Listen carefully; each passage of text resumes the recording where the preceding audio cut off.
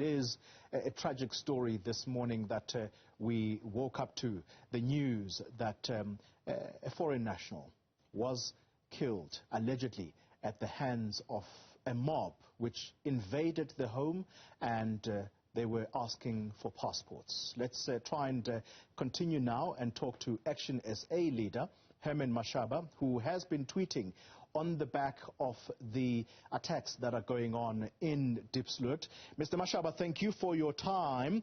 Let's first get your reaction to the tragic incident that has occurred in Diepsloot this morning.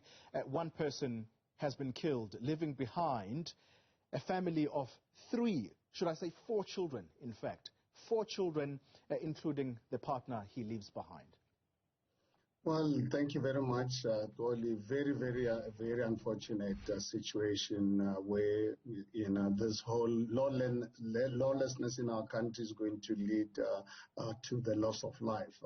Dolly, you remember very well from December 2016 when I actually raised this lawlessness in our country, that in the event we don't hold our government accountable, in particular Home Affairs, this situation, as much as we can try and put our heads in the sand, unfortunately the problem can only get worse. And look at what's really happening right now, and not really holding this government accountable that has been responsible for letting our country become actually the World Cup of crime. So I think we need to hold government accountable, not foreign nationals, because foreign nationals who are here came here because our government has made it easy and possible for them to really come into our country. So I think us as South Africans, I really urge all of us. We live in a constitutional democracy. We need to live in a country where we respect the rule of law. We really want to live in a country where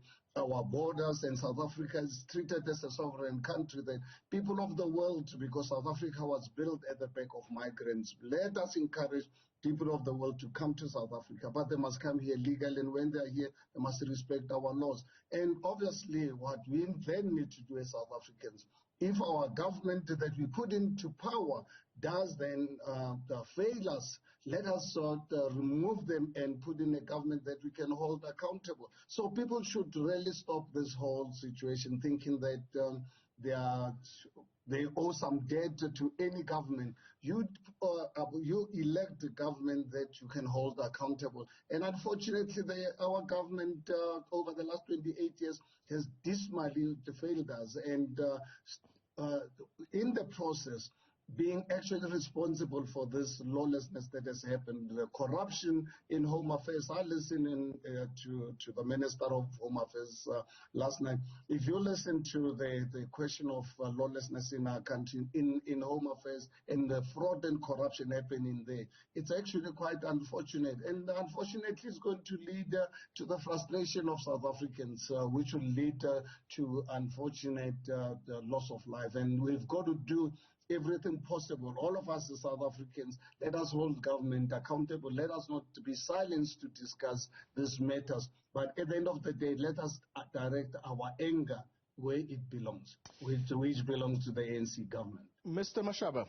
and I opened this line of questioning with what you had tweeted, and I'm actually going to retweet as I quote it now, and you had these words to say: come election time, Diepsloot or South African people will wake up with hangovers and don't vote, and the ones that do vote, they vote for the ANC. Now they are burning undocumented foreign nationals alive. Who is really to blame here? This is why they call us xenophobic. Digest that tweet for us, Mr. Mashaba, because in my interpretation of it, you are politicking at a time where you, as a political leader, as a leader in the South African society, you should be in Diepsloot trying to tell people to not do what they are currently engaged in. Well, I think, Toli, as one human being, you can't really be everywhere. I think people who've really been really insulting us all along must also take the responsibility. Where when we raise this issue, raise them within the constitutional framework, within the laws of our country. When we raised this matter, started calling us names and insulting us, calling us all manner of ways. So that it's precisely the reason why I'm saying to our people, please let us not direct our anger to the wrong people. Let us direct this anger to the government that has actually failed us. If you look at how many senior ministers have been responsible for fraud and corruption within Home Affairs. Give an example, Minister Malusi Gwigaba at the time when he was the Minister of Home Affairs, giving fraudulent or illegally giving documentations to the Gupta families. Let's really look at the current Speaker of Parliament at the time when he was Minister of Defense, being involved in human trafficking.